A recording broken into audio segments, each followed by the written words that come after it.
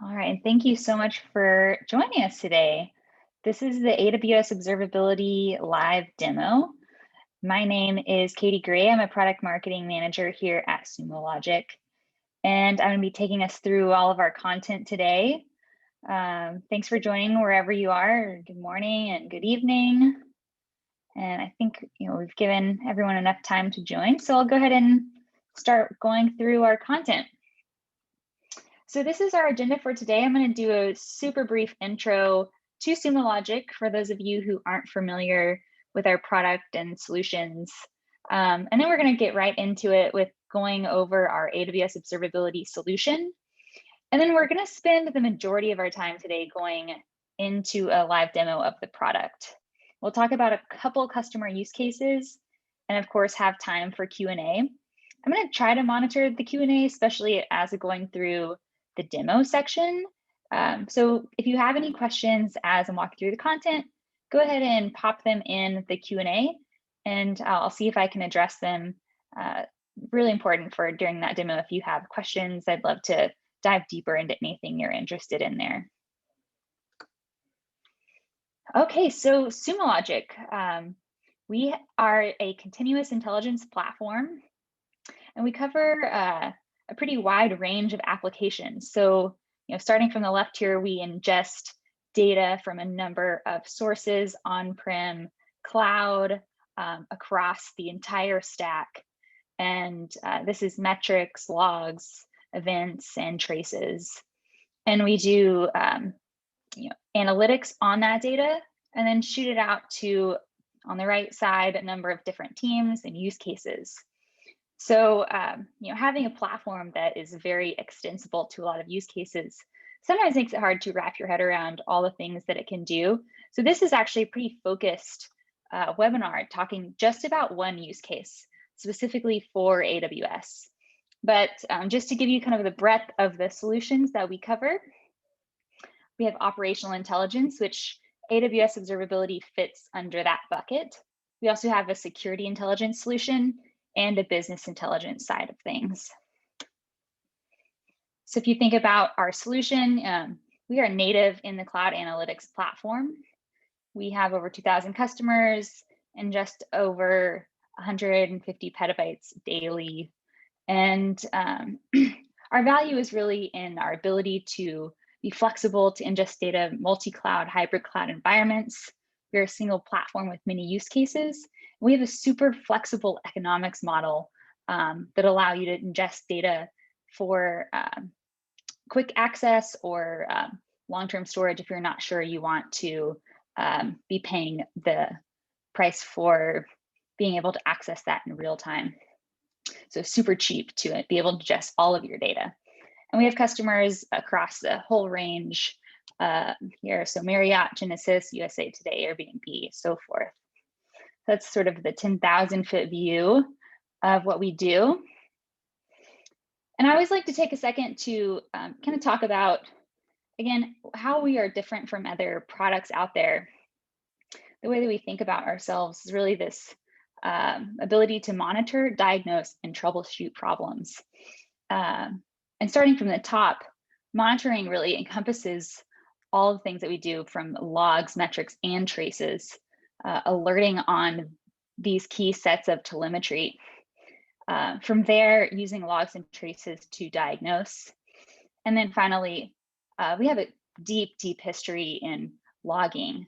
And this is where a lot of our strengths come into play even further.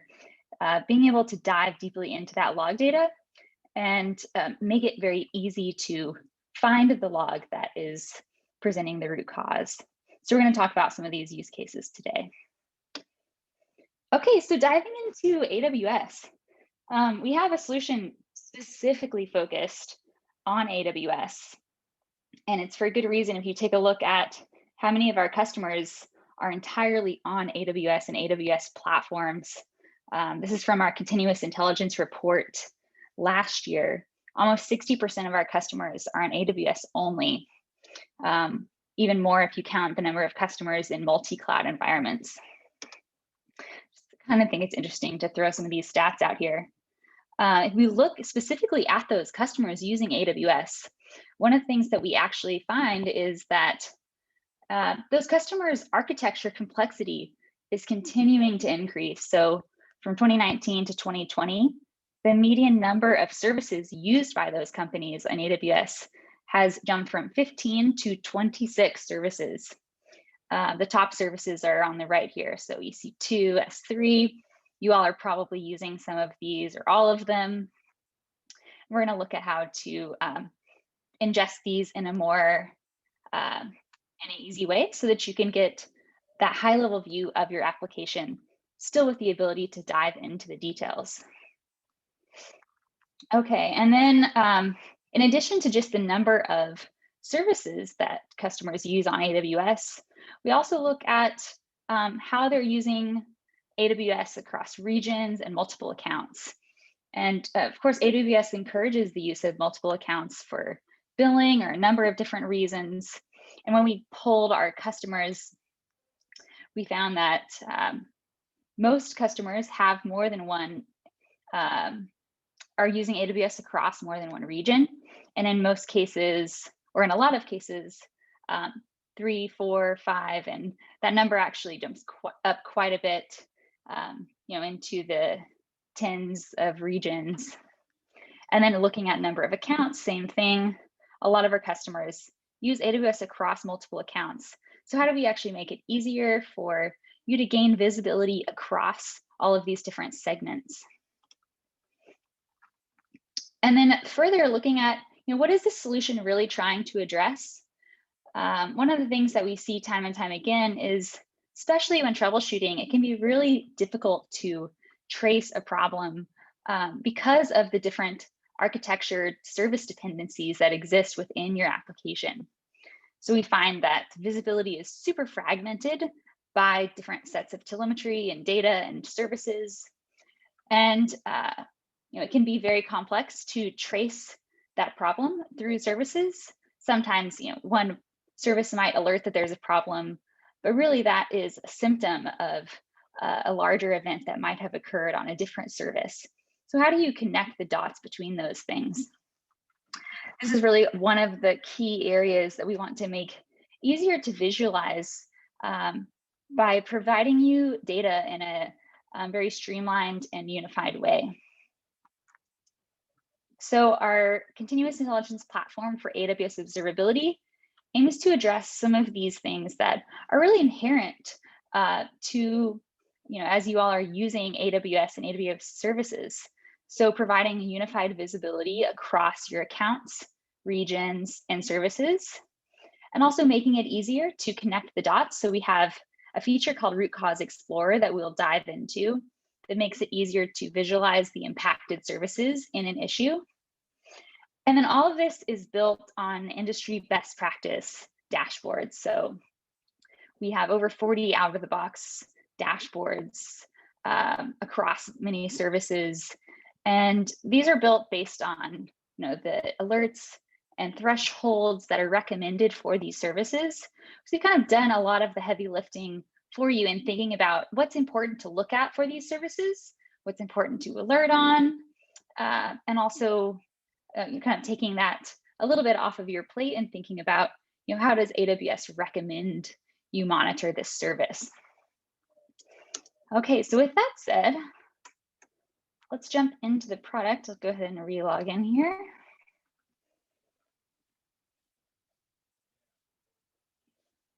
So for those of you new to Sumo Logic, when you first log in, you might be presented with a page like this where you're looking at recent dashboards or recently run searches. If you expand this out, you can jump into a lot of different content here. This is sort of the main navigation where you can look at what data is being ingested and search through the app catalog of various apps that you might want to add.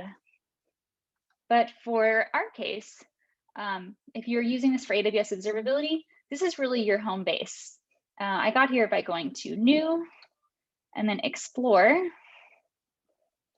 And then here I am on the AWS Observability Explore tab. So you can see in this environment, I'm actually ingesting data across 3 different accounts. And if I expand these out to different regions, and within each region, multiple services. And in each of these cases, we'll look at a bunch of different dashboards. If I go to my production account here, from this view, I'm getting rolled up data across all of these regions and services, specifically for my production account. So here I can see incoming activity location, AWS resource activity across services. And I can also get snapshots for each of these services as well. So what's happening with my API gateway, with EC2, with Lambda? Here I can really get that kind of morning report about what's happening in my environment and if things are healthy. So in each of these cases, I can jump into a particular region. And let's go ahead and check out EC2, for example. So now I'm looking at a dashboard, again, designed for what's important to look at for all of my EC2 instances. You'll see I have many, many EC2 instances here. It would be difficult to kind of go through each of these and understand what was happening. So here I'm getting this honeycomb view of instances with high CPU utilization, instances with high memory utilization. We actually have quite a lot of high ones here. And then various instant types. And again, data customized for this particular service. So if I scroll over any of these, here I can look at a specific instance, say if just one was learning red. And I can click on this instance. And from here, I'm given a bunch of options. One of the things we'll talk about in a little bit is the way that Sumo Logic connects the metadata for a specific entity type. So across logs and metrics and traces, if you have those in that instance. Here we're looking at just logs and metrics data coming in from AWS, and we'll talk about that data ingest in a little bit. So I could easily pivot to, say I want to look at the log data. I can look at recommended dashboards, or I can go to the dashboard page specifically for this instance. So let's go ahead and do that. And now I'm getting a summary. Again, a unique dashboard for what's useful to look at for one EC2 instance. And again, all of this is completely out of the box. So here is my summary page, but we were looking at a memory issue. So here I can take a look at what's happening, free versus unused memory percentage, and other key metrics that you might want to dive into to investigate further. And this is really how all of the navigation works within the AWS Observability solution, giving you the high-level view and then diving into a specific instance to find out a little bit more. So let's take a look at Lambda here, another example. So again, here I get that high-level information, the caller location, invocations today versus yesterday, and then success versus failures. And actually, this is kind of an alarming metric for me, 7,000 errors. And I'm presented with a lot of information here to help me drill into exactly what might be causing these errors. So here on the right, these are the top messages. I can sort by the number of errors. And I can see this function name, get billing info, is actually the source of the majority of these lately. I can also see here my success versus failed requests and which function is responsible for the failures here, get billing info. So this might be a place to investigate further. So how I might do that here, I can actually filter this entire dashboard by that function.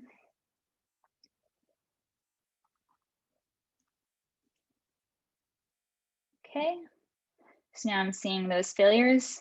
And I can also see things like what are those most frequent function operations.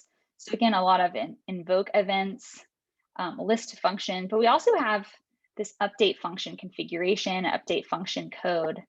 So here's an example of where I can jump from this dashboard view into the log messages associated with this function. So I'm going to go ahead and open this in search.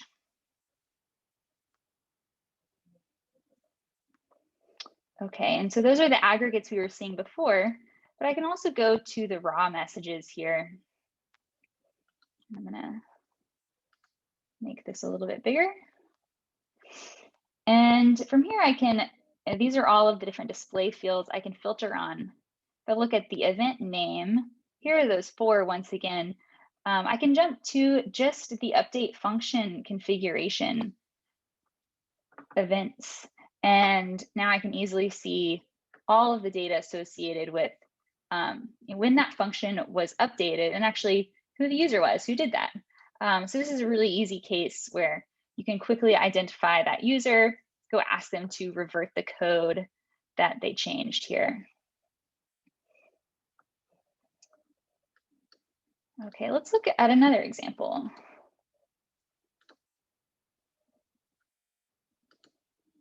Let's get rid of these just to clean it up a little bit. Okay, so we looked at Lambda, we looked at EC2. I want to take a look at another example of some of these things we can see from these top level views. Here, if I'm just looking in my production account in US East 1, you'll see that my load balancer has a red honeycomb here. If you look at some of these, as you scroll over, you can see if there's really abnormal threshold. And here we're absolutely seeing this spike on our load balancer. So in order to drill down a little bit more, I'll just jump over to application ELB here. And now I'll get an overview of what's happening with my load balancer. And as I scroll down, I can see what that spike is actually caused by. I'm seeing a bunch of 500 errors on my load balancer. So how might I investigate this problem a little further? One of the tools that we have available, I mentioned earlier, is our root cause explorer. So I'm going to use that in this situation to try to investigate what was happening around this time, which is around 5 o'clock, when I had this huge spike in errors. So one of the things I can do, I can jump in any of these cases to my events of interest panel. But because I'm already zoomed in here to a specific service, I actually want to zoom out a little bit more and maybe look at what's happening in this entire region across all of my services. So here I'm going to jump to the events of interest across the entire region. And this is a new panel we built. And let me kind of walk you through some of the things that we're showing here. Here we have time on the bottom, and on the y-axis, we're actually showing the percent deviation from what's normal for these various events. So actually, here is that application ELB event that occurred, and here's that 500 error. And one of the things that our solution has done is pulled out, like, yes, there is a drift of 4,000% across over the last 20 minutes for this metric. What we're doing here is actually looking at all of the metrics across all of the services over time, and then using machine learning and also a lot of industry knowledge codified into this solution to pull out just the anomalous events that are occurring in your environment. So you'll also see that there's a bunch of other things happening that aren't related to ELB. So how might I investigate this a little bit further? So I'm going to go ahead and open this up in the root cause explorer panel. And this just gives me some other options to drill down a little bit more. So I know it happened around 4 o'clock. There's some other stuff happening over here, but for now, I want to focus on this particular event. So I'm going to zoom in a little bit more. You'll also notice these colors, of course. Here we have these gray bubbles.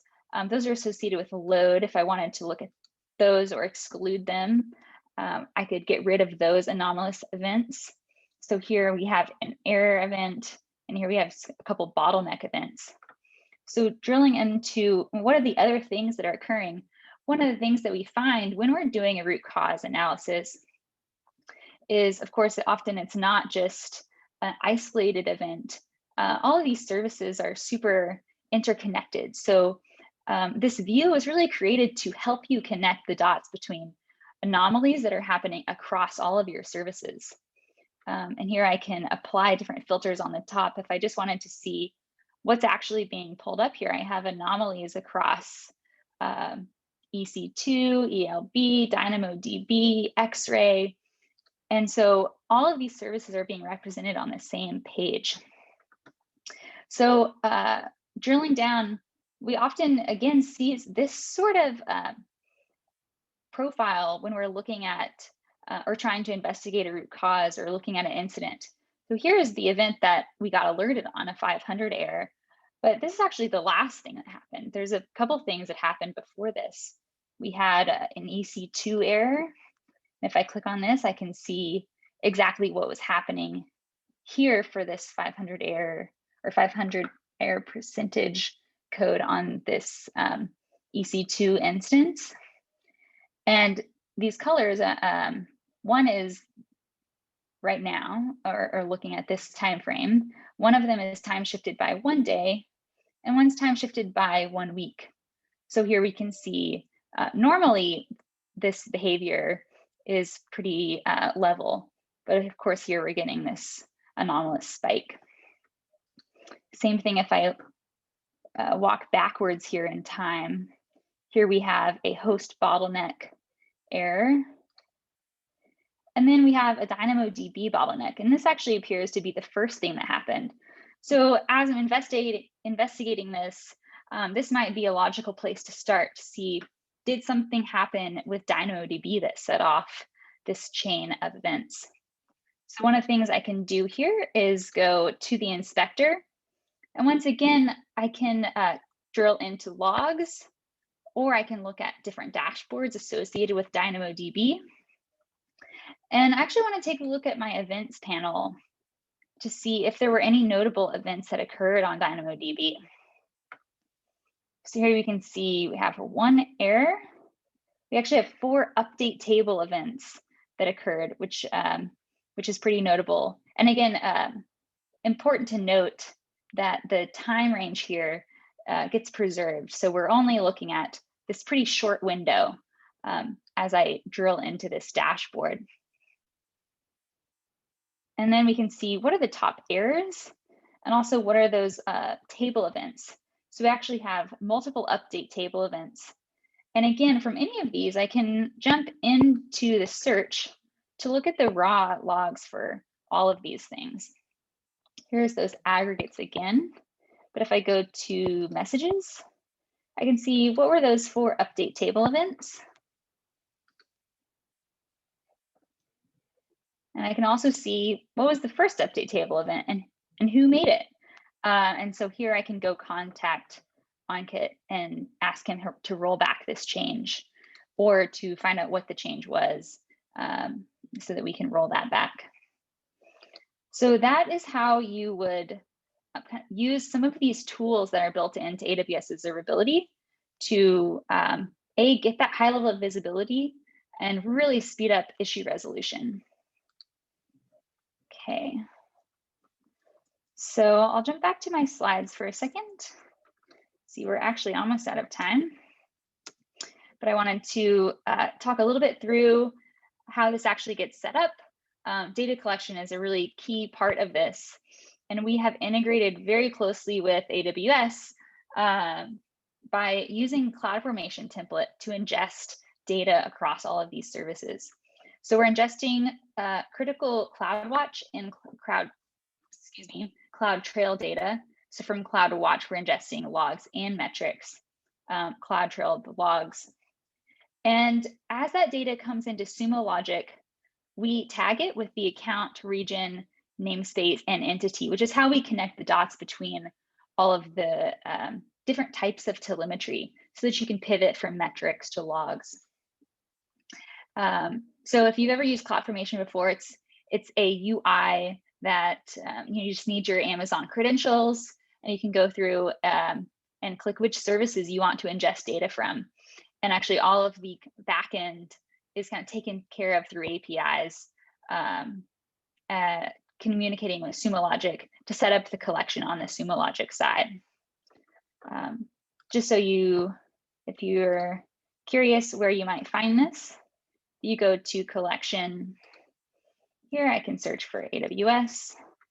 Here are all of my AWS collectors here that got set up through this process. So, and actually there's probably a bit more here than it would be in your environment because I have these multiple AWS prod and staging environments. But that's how that setup happens. Super seamless. It's one of the easiest platforms in order to do collection setup from because of that deep integration with Amazon. So I want to talk a couple of minutes about results and use cases. Of course, we use this internally pretty heavily. And actually, I love this from our own team. They reduced their mean time to resolution for incidents from 15 to 20 minutes to 2 to 4 minutes, which is a pretty incredible stat from our own search team, which manages that huge amount of data that's coming into Sumo Logic every day. We also have customers across a number of sectors. This is a fintech company out of the UK called Snoop. And they use this heavily in their AWS only platform, which is really heavily relies on serverless actually. And they were able to reduce their alert noise by about 50%, which is pretty incredible. And of course, consolidating all of these views before they were looking at many, many sets of telemetry to try to understand the health of their platform. One of the things they talked a lot about from implementing AWS Observability is the ability to see signals that aren't as obvious to you, especially in a serverless environment. Things like latency as serverless instances spin up or to catch up with demand. So these are things that they were able to kind of get on their radar and be a little bit proactive about it in understanding how their platform was handling different types of load. Okay, so I think I'm about out of time. I want to leave you with where to go next.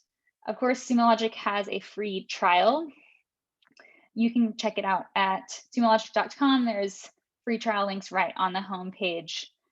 We also have pretty extensive docs and videos that walk you through, okay, how do you get started, especially with AWS CloudFormation, walking you through that process, because there's a couple options of how you might want to set it up depending on your environment. And of course, always contact us if you have questions, sales@sumologic.com. Again, I'll check if there are any questions. And I actually see that Spencer has added those links into the chat. Okay, I think that is it. If you have any questions, I'll hang on for a minute or two. Would be happy to jump deeper into anything in the product that you might be interested in.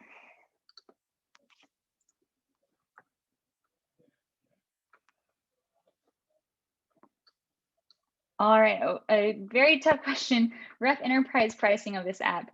Actually, I recommend we have a pretty detailed pricing page that can walk you through the various scenarios depending on how much data you ingest. So our platform is priced based on data ingest and also how frequently you're wanting to access that data or how quickly.